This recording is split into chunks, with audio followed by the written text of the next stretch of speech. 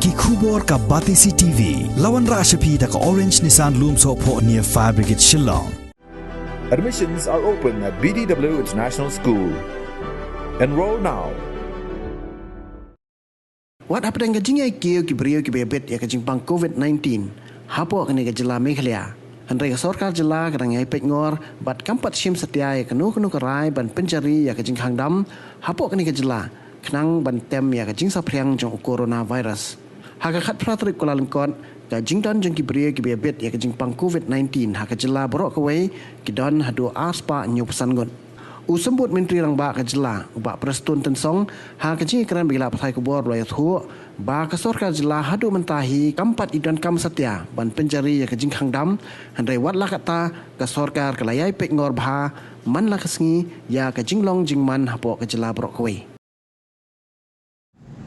Ngila engage lut ki department ba prepare ki officers ki staff ki nong trace sorkar.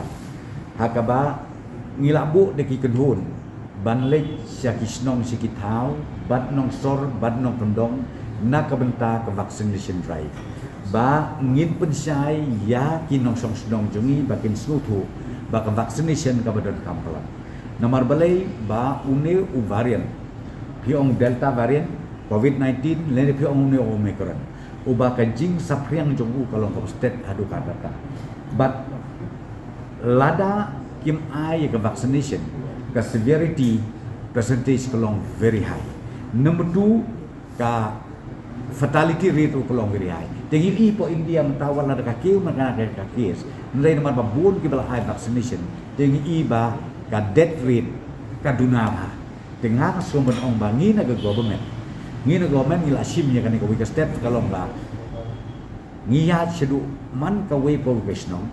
Man ka way po ko ka tluing ban ong ye ki pajba nong song sedang bas pis ngau bahaban ai ya kan vaccination tang bakan yada na kajing yo ne kunyang jipang bat kan yada ru na kajing yap ka batang siteng pon ne kajing yap ko pas ngosi ka bajia hakilong ye klok sen kum mengilamat mensiap sedem ka ka bajia haplo ke jalan meglaju de kata ka de ka we ka steps ka bangisim na lo nang ta ngidon ke restriction lu ka bangi ye ki barung nabar ki bawan nabar jong ka dan north east jong ni ki bawan nagi jaka ki ba khamtam ki kambun ki positivity rate ngia ia le kan bala ban strict ya ki bakin ngau ba ban yai leng ba ka te ka checkpoint ban bakin le ya ka artificial test ban la gi yo negatif kamu tel along normal la gi yo positif lu bakin isolate le kenang ba kan long sngan na kam dai bahaya ke basen ba ki perlu ke projot yakini ki guarantee serta ngila don lo kasong kat kum situation ban reactivate